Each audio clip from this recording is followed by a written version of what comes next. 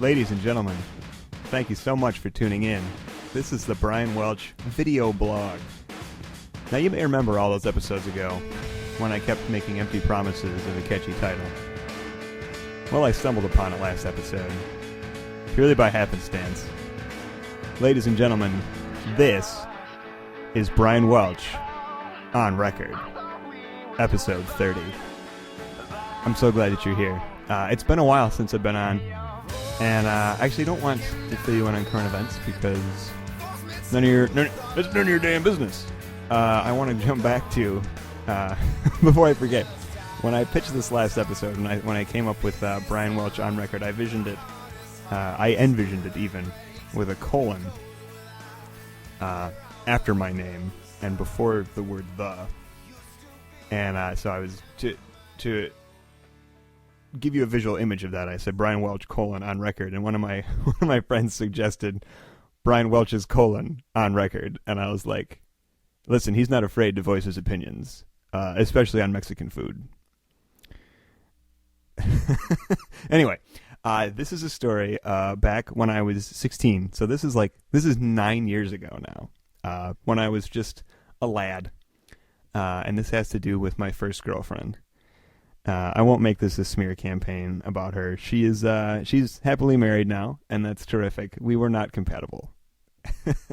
and at 25, I can look back, and that's stunningly clear to me. I knew we weren't going to work out when she admitted, basically verbatim, that she was embarrassed by my class clown antics. So that's not something that seems strong for the long term. She probably wouldn't like me making this video blog and just making an ass of myself in front of, however, like the 5 people that listen to this.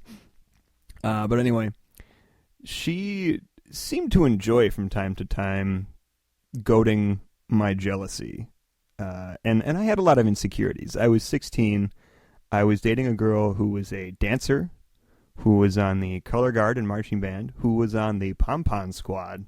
This was like, she was very talented. She's like one of the popular girls, basically. And she had this friend, also named Brian, who was like the greatest guy ever. Like, he was a wrestler. He was the first chair trombone in the marching band. Parents loved him. Her parents loved him in particular, which I was none too fond of.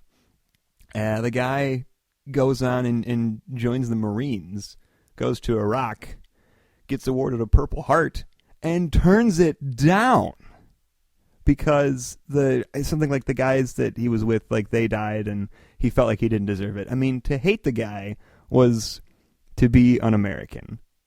And she was like, I don't understand why you don't like him. He's a great guy. He's like a friend. And it's like if you were pretty sure Tim Tebow was hitting on your girlfriend, and you'd be like, the other guy's a jerk, and he'd be like, no, you have to talk to him. He's like the nicest guy ever. You're like, no, but I'm pretty sure like he's hitting my girlfriend. It's like, no, there's no way he would ever do that. He's the best human being that you've ever met. Well, he's got a weird throwing motion, and it turns out Merrill Hodge was right all along. Anyway, so this is not having to do with him. However, this was back in December or whatever year that was when I was 16. I don't remember. And when you get old, you start to forget things. And she was, admittedly, she was a very talented dancer. The dance company she was with, they were doing a production of The Nutcracker. And she, in auditions, won the lead. Terrific. That's amazing. She's a great dancer. They did not, however, have a guy in their program who could handle the male lead part. And so they went out and found a gentleman, and I use that term begrudgingly, from Western Michigan. He was a dance major. And I mean the school of Western Michigan, not the area of Western Michigan, just like open tryouts. And they had little pieces of paper on, telephone poles so you would come up and pull off a number.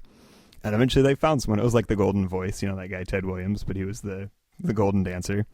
He was a homeless man. He's just really good at ballet. No, they found this guy, and I forgot how old he was. It seemed like he was like 30 because I was in high school, but he was like, he had to been like 21 maybe. And you have that perception of college people that they're much older than you. He was probably like 21, 22. Younger than me now. I think his name was Alex. I may be completely off base on that, but I can't think of anything else. So he's going to be Alex for the purpose of this story.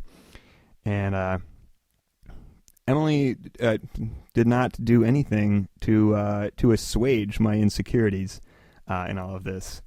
And I seemed to think it was funny at times that I was upset that they, were practicing late together, and he's wearing that leotard. I saw him in it. That was not something I'd care to see again, and not something I wanted my girlfriend in such close proximity to. There's lots of lifts. There's lots of them, hands all over each other. I don't have to get graphic here, people, but you've seen Dancing with the Stars. That sort of lewd and lascivious behavior we do not stand for here in the offices of Brian Welch on record. So yeah, it was tough, and then it turned out at some point he's staying at their house. I don't know if it was her idea or her parents' idea, but it was just like, because Kalamazoo's so far away, and he's got a practice here. He's gonna spend a night or two here, and he's gonna stay at my girlfriend's house. That's hilarious. I'm reminded of remember a few years ago when Brandon Flowers famously asked, "Are we human or are we dancer?" Well, he was right about one thing: you can't be both. She was dancer. She was not human in this instance. Maybe this is just my insecurities. Maybe I'm crazy. You may be right. I may be crazy. But it just might be a lunatic you're looking for. That's from my friend Bill wrote that. Anyway, so, and this must have been, I want to say this was a post-performance kind of get-together, that these girls are going over to one of their houses, and her family's got this outdoor hot tub. And so Emily calls me, and she's like, "Hey, we're going over to Sarah's house. We're going to go in the hot tub." And I'm pretty sure, my twisted memory is something like, "Oh, and by the way, Alex will be there." And she's like, "Do you want to come?" And I I already had my shorts on. I was like, "Yes, I'm getting in the car right now." And so I go over, and this is December, so there's snow on the ground. It's very cold, but we quick hustle off to the hot tub, and we're hanging out there for a while. And I'm not, like a big competitive guy. I don't think I said a lot to try to scare the guy off or anything. I was trying to be nice, but also like very discreetly possessive, just like talking to her a lot and putting my arm around her, as much as I could, sitting right next to her, just like, let's not make a mistake here. I'm a nice guy, but this is my girlfriend. Okay, pal. Okay, dancer guy. Thank you. And so we're sitting in the hot tub for a while. I lost track of time. We're passing stuff around. I have no idea what happened. No, just kidding. And so we get out of the hot tub, and I jumped out, grabbed my towel, went inside, started trying off, and she's like, "Brian, can you get my towel for me?" And I was like, "Ugh, I do everything for these people, these women. What's the deal with women?"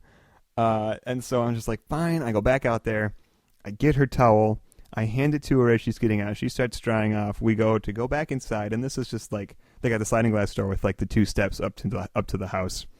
I get my foot on the first step, and I black out. And that, I don't remember much of what happened next. I was not out for a long time. I was helped indoors, I think by my girlfriend and Alex, thankfully. And I think I went to the bathroom and promptly vomited. And I felt horrible all the next day. And this is what happens to me when I try to step up and be the alpha male and impress people. I'm reminded of, and I'll keep this story brief because it's not as interesting, back when I was in 8th grade. I went over to this girl's house. She was having people over, and it turned out I was the only guy with like half a dozen girls. And we started jumping on the trampoline. And you may not know this about me, folks. I used to have a trampoline. My family used to have a trampoline for many years. I considered myself quite the acrobat. And so I was like, oh, I'm going to show off on this. I do this cool thing where I can, I could do the like land on my back and go straight to land on my stomach and then back up to my feet. I was pretty handy on the trampoline. So I just went to do the land on the back, which is super easy. And I over rotated and landed on like my neck and shoulders and doubled over. And I heard and felt, more importantly, all of my lower back, all of my lumbar vertebra pop. Uh, and then instantly realized that I could not stand up and walk off the trampoline, but instead crawl off and claim to be fine. this was the I think the last time I tried to impress a group of girls with a physical ability. it just doesn't work out for me. So I turned to the fine arts, or the you might listen to this and describe it more as one of the coarse arts. That's fine. Thanks anyway for listening. Bye bye.